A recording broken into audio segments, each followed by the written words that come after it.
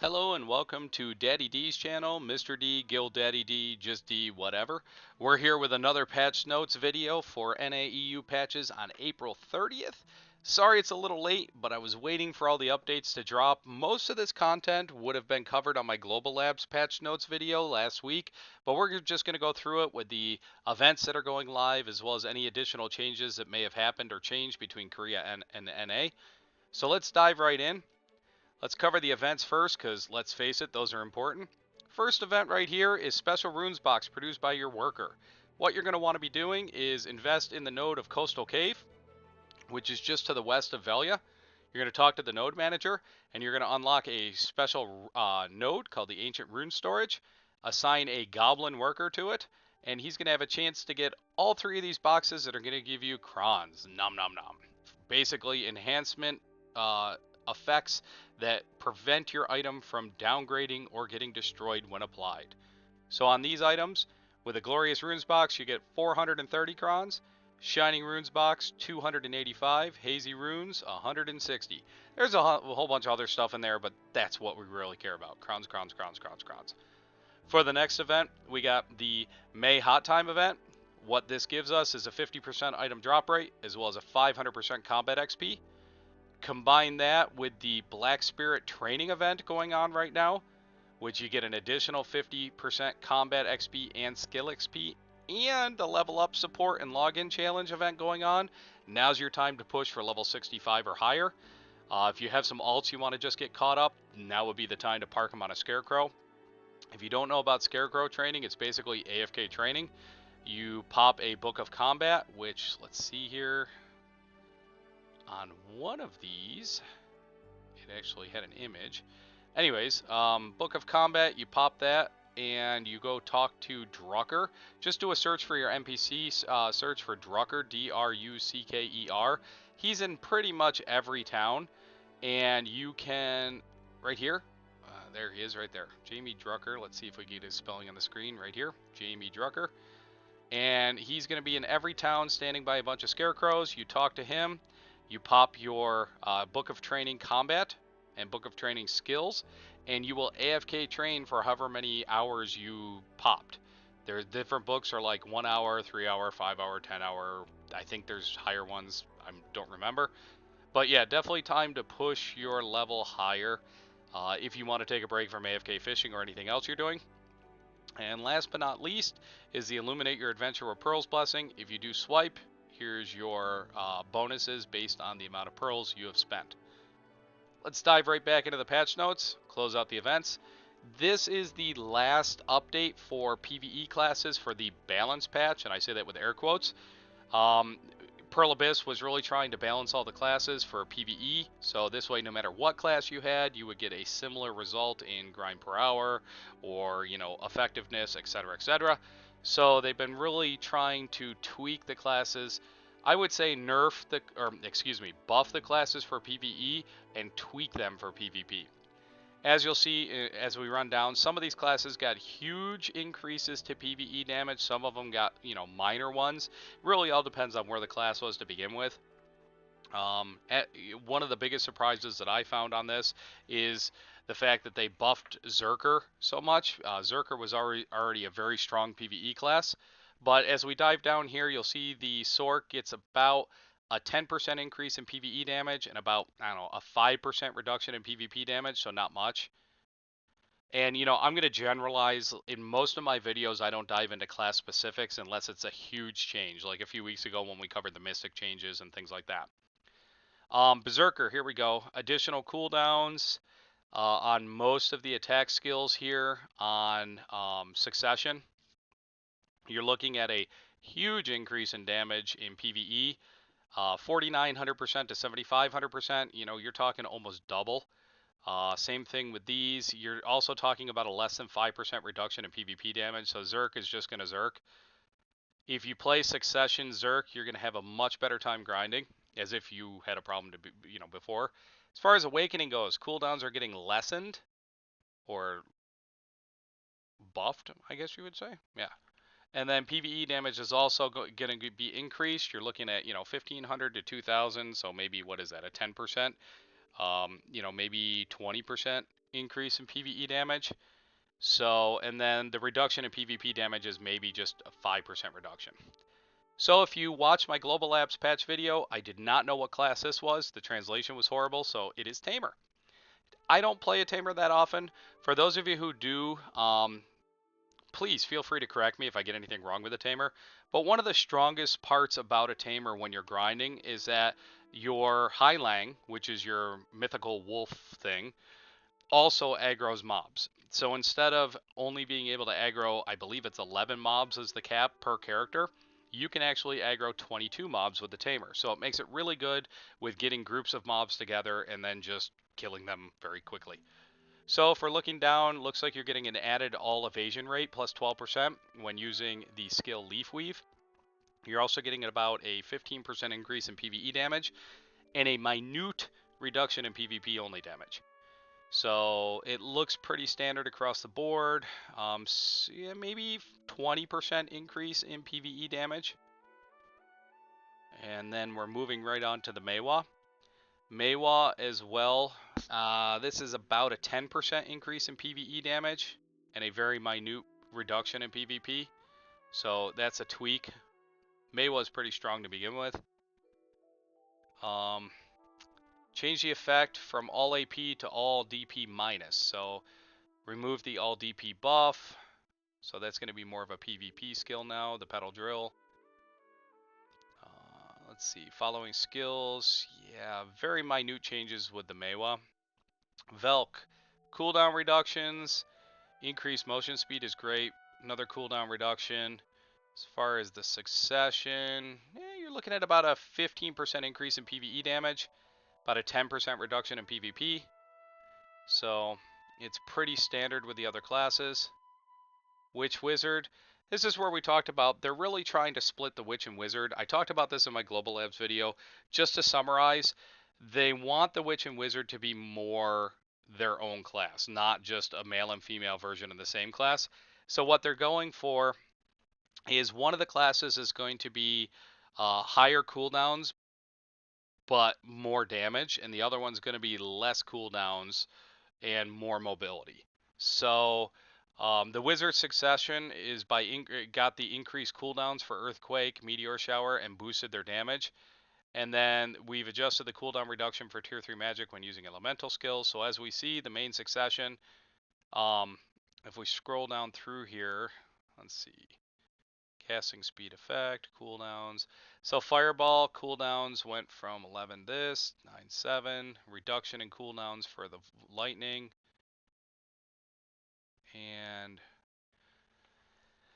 let's see if we can see the alpha damage. Okay, yeah, this is for main Succession. And this is, if we scroll down through here, here's the Wizard specific. If you see the cooldowns were going from 12 to 20 and 18 to 30 seconds, which is kind of huge. But if you see, it doubled the damage. So like 62 to almost 12,000, 6,700 to 10,000, 11,000 to 15,000. So it's not quite doubled, but it's a significant increase of damage. But you're also, those of you who grind with Wizard and Wizard specifically, this is going to take a lot of muscle memory adjustment. This double the cooldowns. If you're Succession, the cooldowns aren't going to hurt as much. I mean, you're looking at 6 to 7, 5 to 7. And you still get an increase in PvE damage with about a 10% reduction in PvP. But that, let's see, the Wizard. Okay. See, this is confusing as I'm going down through this. Wizard in which main Succession right here. We're looking at this, and then we're going down to Wizard main Succession. Rain of Fire. So for only certain of your big prime skills, I guess they're increasing the cooldown. So I would really like to know if that's going to help or hinder you guys who grind on Wizard Witch. As far as Witch goes, right here, cooldowns are going from 11 to 10 on the main Succession. 5% reduction in PvP damage, 20% increase in PvE. So I think the Witch is going to be less affected, but I'm really curious to see what's going to happen with the Wizard, because I know as a Dark Knight main, any adjustment to my cooldowns, I feel. Like, I've been playing Dark Knight for so long that I just instinctually know what my kit is, when I can pop certain skills. But going from 12 to 30 or 12 to 20 or 18 to 30 seems drastic. So let me know in the comments, or if you have any questions or corrections for me. As far as Striker goes, reduction in cooldown, added all AP, added all DP minus. So Striker's going to strike. And about 15% increase in PvE damage, and about a 10% decrease in PvP damage. So actually there's less. Not all of these skills are getting, so 5 to 10% increase in PvE damage, maybe less. So Striker's not getting nearly the buff that a Zerk is. I know a lot of people play Zerk and Striker. So, and there's really no changes to Awakening. So Suck Strike and Suck Zerk are still going to do their thing, S tier. Nova. So we talked about this when we covered the global labs. They're adjusting the Nova to make her more of a mobile class. Less AoE, more of a specific target, guerrilla tactic, hit and run tactic. So what they were doing is they reduced the attack area for most of the main skills in Awakening. This skill is going to get super armor. They remove super armor and frontal guard from other skills. They're also increasing the cooldown.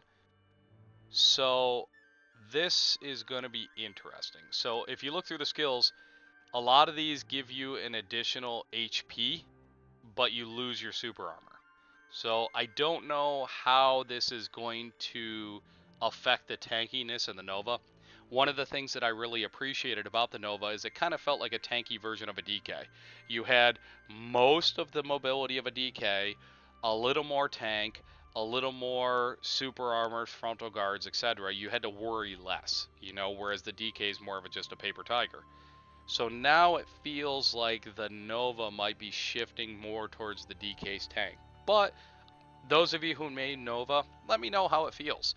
I mean, removed all DP decrease, added stiffness, remove super armor, reduce attack area, remove super armor. Like, this is a lot of, pretty much every one of their main kits had some sort of frontal guard or super armor, and you had a good size AoE.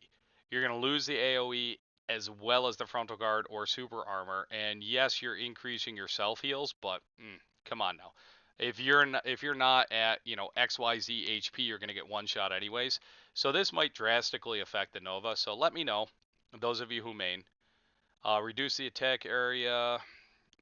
Okay, down attack. Change the duration of all AP increase. So I feel like this is not a good change for the Nova, but time will tell. And you guys might disagree. You might say, D, you don't know what you're talking about. That's fine. I enjoy playing the Nova, but I don't play her a lot, so. And basically, they changed every one of her skills. So, like, Frozen Ring, change the defense effect, super armor to forward guard, reduce the attack, reduced invincible and PvE only, remove down smash. It just seems like I don't know, somebody up there said Nova's too OP, and they just kind of smacked her. But that's my impression anyways, so I would love to hear your impressions. Change knockdown to apply in PvP, that's good. But I mean, she is doing more PvE damage, but I feel like I would rather do more general AoE damage, especially when, getting the mobs all together in a group, than just doing a base amount of damage to a single target. Because PvP single target, PvE is multiple target, in my opinion. Might disagree, but we shall see. So, looks like about a, let's see, 20, 30% increase, 20% increase in PvE damage, and about a 15% reduction in PvP damage. Sometimes only 5%.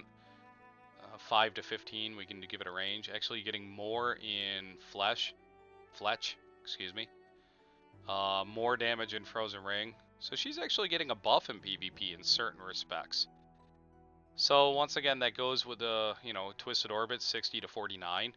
So that goes with the motif of making her a hit and run guerrilla sniper. Think of her as an assassin sniper type thing. Moving on to the Dracania, only one cooldown reduction, but here's the thing. Double the PvE damage, triple the PvE damage, double or more the PvP reduction on these two skills. So, as somebody who doesn't play a Dracania, the Mark Thanan's Fang and Soaring Claw, were they that OP? In PvP? Maybe? Don't know. That seems like a significant increase and decrease. Let me know your thoughts. Wusa getting more DP on one skill. And as far as these are just minor changes to the other classes. So we'll have about a year, maybe 9 months before they start talking about balance changes again with the classes, unless they do tweaks throughout the year. I would really like to know feedback. Maybe in a couple months we'll revisit some of these classes like the Mystic, like the Nova, like the Tamer, the Witch and Wizard, and see, hey, were these changes overall positive, overall negative? One of the things that I really got worried about is when they were talking about at the end of the class changes in June that they're going to be giving everybody a hard reroll scroll of equilibrium. That kind of worries me. That's I don't know. That feels like their way of saying, listen, we know we might have screwed up your class, but here's a scroll, so don't complain. I don't know. We'll see. And then, yeah, so here's the code for the Scroll of Equilibrium and the weapon exchange coupons. Coupon code EQUILIBRIUM. If it's hard to spell, you can pause the screen, get your crayons out, write it on your construction paper, ask a friend, whatever. That's after, as announced, we're receiving that to all adventurers. I talked about this in Global Labs. Crack sailor fishing. Under suggested, you're going to see a new quest for, let's see if it says the name of it.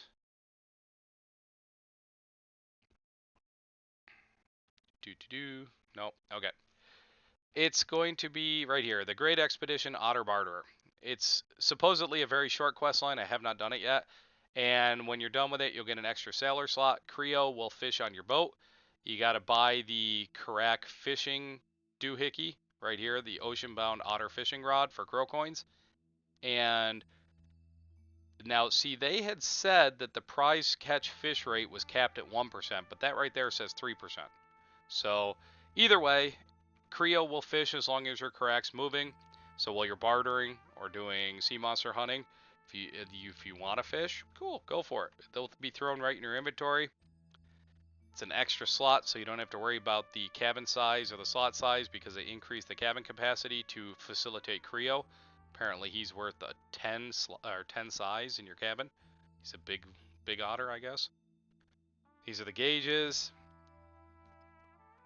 Oh, yeah, fixed rate at 3%. So they did change that from 1% to 3% from Korea.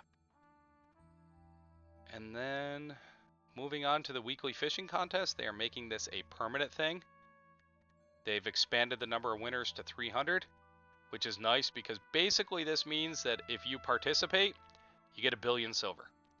So if you just try and you don't want to try hard, if you catch any fish out of the red, out of the yellow, or out of the blue, and they rank in the top 300, which I'm going to tell you right now as somebody who's participated in this event is not very hard, you'll get 1 billion silver.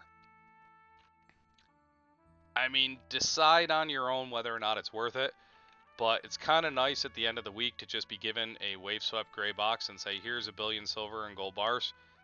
And if you do better, you can get, up to 3 billion.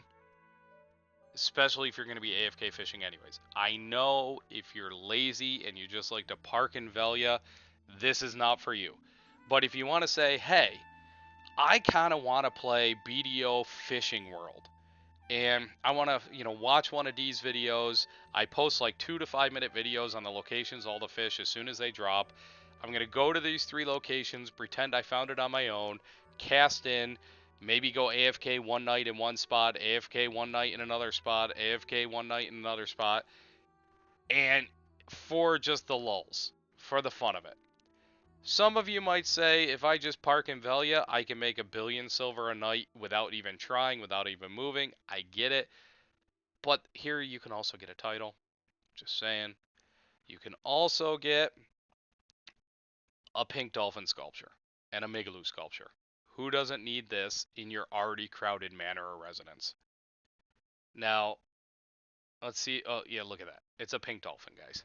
I mean, Amazon dolphin, pink dolphin, Migaloo, they both look tiny. You could throw them on a desk that's already in your residence. So if you like to collect the tchotchkes, we'll call them, or if you have a manor like mine that literally is registered with the TV show Hoarders because I have to jump over stuff just to get in the front door, and you can't help but collect this stuff, this is for you.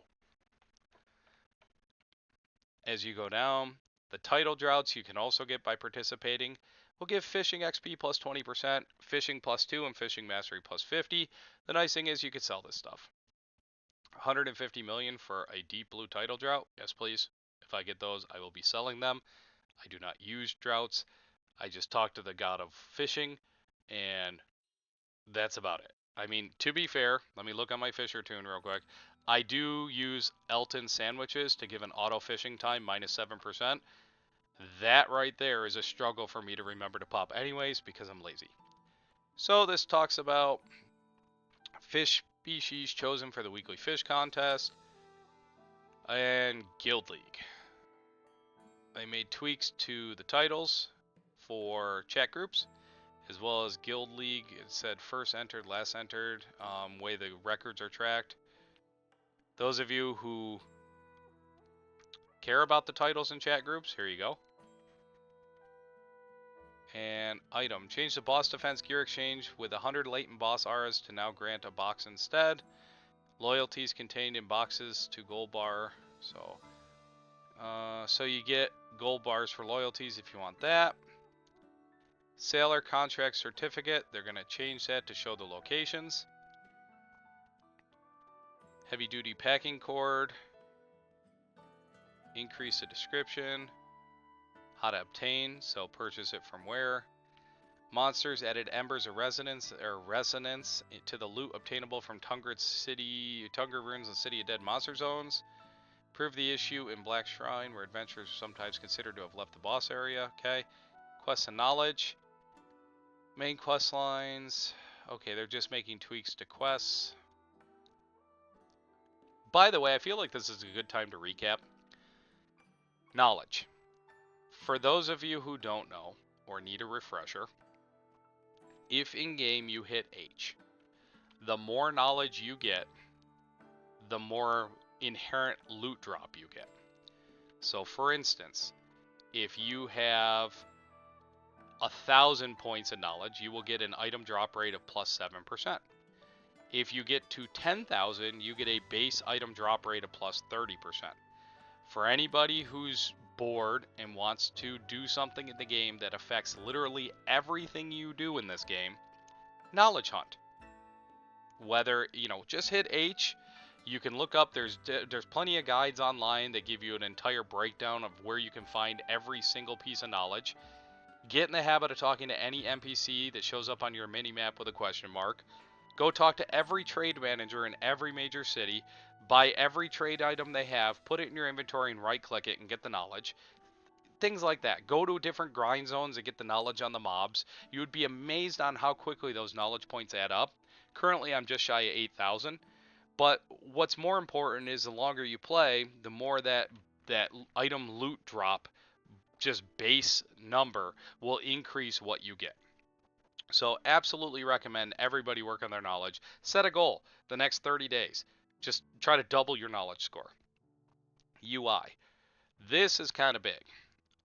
This is where I was talking about in Global Labs, where they're going to be giving you your AP, DP with your buffs. So before you could just see your sheet stuff, but now, when you have all of your racial damage and all of your buffs and everything, it will tell you what your gear score is. So this will be great for finding out, do I really have the AP/DP to go to XYZ Monster Zone? So play around with that. They're going to be expanding this in the future. so that it's kind of like my stats window, but better.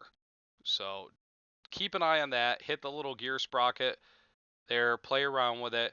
Say, oh wow, I didn't know I was actually here. And those of you who with 1500 AP, like, okay, we get it. You vape. I don't know what to say. Improve to allow chat party platoon windows to be moved without editing UI. That's fantastic. Um, let's see. I believe the next big change, they changed the Life Guild missions icon. Cool. Yes. Now we can use the Magnus when in a party. Oh, no you can't. Haha. Improve to be usable while you will still need to leave your party platoon when entering Abyss 1 the Magnus. Okay. You could use the well when in a party, but to go to the Magnus you can't. So, that's good. I know every week when we do guild bosses or we do Black Shrine, somebody always says, hold on, I gotta drop group because I gotta take the well. So this will let us lazy people be even more lazy. Woohoo! Web, whatever. Remove dislike stats from community forum post. Oh, come on now. You gotta have a little salt and pepper. I really appreciate the fact that you can see likes and dislikes, but I guess some people got their feelings hurt. That covers it. Yep, that covers the patch notes. So, thank you for watching. Please subscribe and like. I will post videos weekly, daily, whenever they drop. Look for a video coming up very shortly for the new fishing contest fish species locations. If you have any corrections, if you would like to call me an idiot or tell me I don't know what I'm talking about for classes, feel free to comment. I do my best to respond to every single one, and I appreciate it. Mash the like button, share in your Discord, reach out to me on my socials, and have a great night.